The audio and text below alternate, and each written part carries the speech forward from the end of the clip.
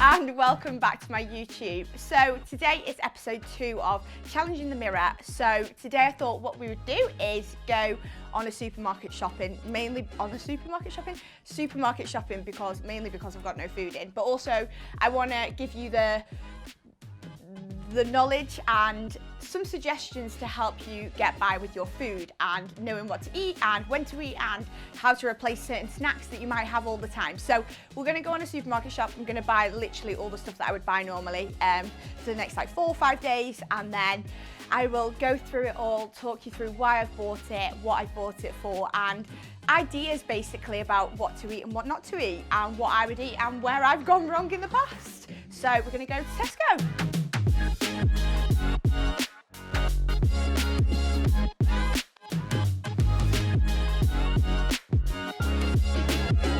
Okay, so I have just got back from the supermarket. We went to Tesco and I've basically bought bits and bobs for foods for the next few days, so meals. I tend to cook in bulk, so I tend to cook things like stir fry or chicken fried rice, or I just tend to cook bulk so that I can have it for my lunches for the next few days. So everything I've got, I'll just make loads of. So I'm going to do fajitas for the next couple of days. And then everything else are like replacement snacks for the things that I might crave, or lower calorie versions of snacks that I might crave. So it ended up coming to a total of, how much did it come up to? £42. So this is everything. Now, this is for the next few days. This is things like treats and hot chocolates and stuff like that. So obviously if you were just going for the next couple of days, it would probably be a lot less. So on a Friday night, I tend to want a takeaway. Now, if, for example, it was a Domino's, but I didn't actually want to have a Domino's, these are amazing. So this is the first thing I got. It's a Pizza Express, and the whole pizza is like 600 calories, and these are the best pizzas to make at home. They are so good. So I got one of these for Friday night. That was the first thing. Then, like I said before, I want to do like a fajita mix. So I bought one of the fajita boxes. So fajita boxes, and then I've got the wraps in there, the flavouring, the salsa, and then what I'll do is I'll make some fajitas and the amount of fajita stuff for like the next couple of days. So I'll make it in bulk.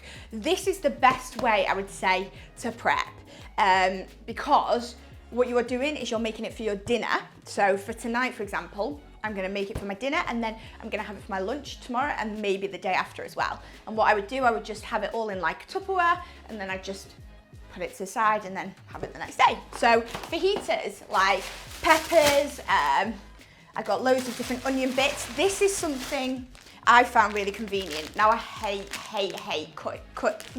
cutting onions. So this might be a really lazy alternative, but if you are quite a convenient eater, like myself, then this is a really good one. Now Tesco are doing these diced onions. So instead of having onions like this, where you have to cut it and chop it up and then cry the whole time, you've got onions chopped already. So this is a really good one. I use these in stir fries, everything. So all I have to do is cut my like mushrooms, my peppers. So fajita mix there, and I'll just bulk that out with loads and loads of veg because it's just more substantial. I'm gonna eat more, feel fuller for longer. Then I got spring onions for a stir fry. So what I might do is make the chicken all in bulk, have some of it as fajitas, and then some of it whack it in the wok the next day, stir fry it up, and then it's literally a 2-minute job because I've cooked the chicken already. I'm just adding veg and then adding some rice to it, or noodles or whatever I want for the stir fry. And the rice that I use is, because I hate cooking rice as well, things like this. I wanted whole grain. I normally use whole grain, but I couldn't get any at the time. So 10-minute boil in a bag, stick it in the bag, put it in the hob, and it's just cooked really well. Flavoured water is like my absolute go-to. These are 1.5 litre, and I typically say to clients and myself like 2 litres to 3 litres of water a day. This just gets me there. It's flavoured, it makes me feel like I'm having a treat at the same time as having my water, and it fills me up. What else have we got? Some chilies, if I do make a stir fry with that. This now is something I suggest to clients a lot. Now, it's dead easy when you go to the supermarket to pick up a meal deal. Instead of getting a meal deal, have something more substantial, something like salmon that's already ready cooked, microwavable vegetable medley, microwavable potatoes. Right here, you have got a lunch for a similar cost of a meal deal, but takes 6 minutes in the microwave and it's gonna fill you up. It's substantial and it's much more it's much more beneficial to you to eat than a meal deal, because a meal deal is high in calories and not very dense. Bananas, snacks here and there, love a bit of fruit. Chicken just to go in the fajitas. I just buy diced chicken so that it's easier to cut up. In the evenings, when you are craving snacks, Options hot chocolate is a really good one. I wanted to buy some whipped cream, so I'm a bit annoyed I didn't, but Options hot chocolate, 40 calories. You put 3 tablespoons in, and this is with 200 mils of hot water. So if you put a dash of milk in as well, God, it's gonna be like 70 calories max. So yeah, this is a good one. I bought some strawberries and some Skyr, high in protein, but also with strawberries, can be like a little dessert in the evening. So if you tend to have a sweet tooth after food, this is a good little alternative dessert for you to have, and it gets your protein up in the day. And we know that protein is obviously something that keeps you fuller for longer, finds the body's harder to digest, and it obviously repairs the muscles after workouts. My breakfast, my go-to breakfast is always oats. So things such as oats with my protein flavor drops.